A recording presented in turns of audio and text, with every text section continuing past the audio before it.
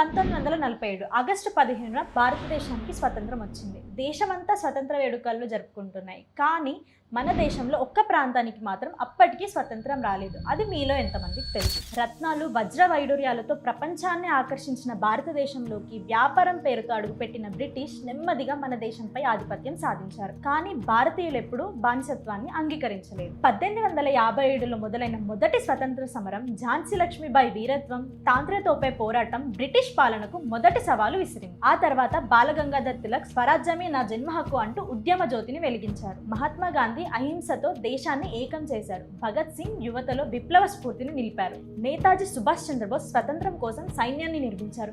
ఇలా వేలాది మంది పేర్లు చరిత్రలో నిలిచిపోయాయి. లక్షలాది మంది పేర్లు చరిత్రలో కనుమరుగైపోయాయి. వారి త్యాగాలే చివరికి 1947 ఆగస్టు 15న భారతదేశానికి స్వాతంత్రాన్ని తీసుకువచ్చాయి. దేశమంతా సంబరాలలో మునిగిపోయింది. కానీ హైదరాబాద్ మాత్రం ఇంకా నిజాం పరిపాలనలోనే ఉంది. బ్రిటిష్ వెళ్ళిపోయిన తర్వాత కూడా నిజాం ప్రభుత్వం హైదరాబాద్ ని భారతదేశంలో విలీనం చేయడానికి ఒప్పుకోలేదు. పరిస్థితులు ఉద్రిక్తంగా మారడంతో సర్దార్ వల్లభాయ్ పటేల్ ఆపరేషన్ పోలోని ప్రారంభించారు. కేవలం 5 రోజుల్లో నిజాం ప్రభుత్వం లొంగిపోయింది. 1948 సెప్టెంబర్ 17న హైదరాబాద్ అధికారికంగా భారతదేశంలోకి విలీనమైంది. అందుకే భారతదేశానికి స్వతంత్రం 1947 ఆగస్టు 15న వస్తే హైదరాబాద్కి మాత్రం 1948 సెప్టెంబర్ 15న స్వతంత్రం వచ్చింది. ఈ చరిత్ర మనకు చెప్తున్నది ఒకటే, స్వతంత్రం అన్నది ఒక్క రోజులో వచ్చిన విజయం కాదు.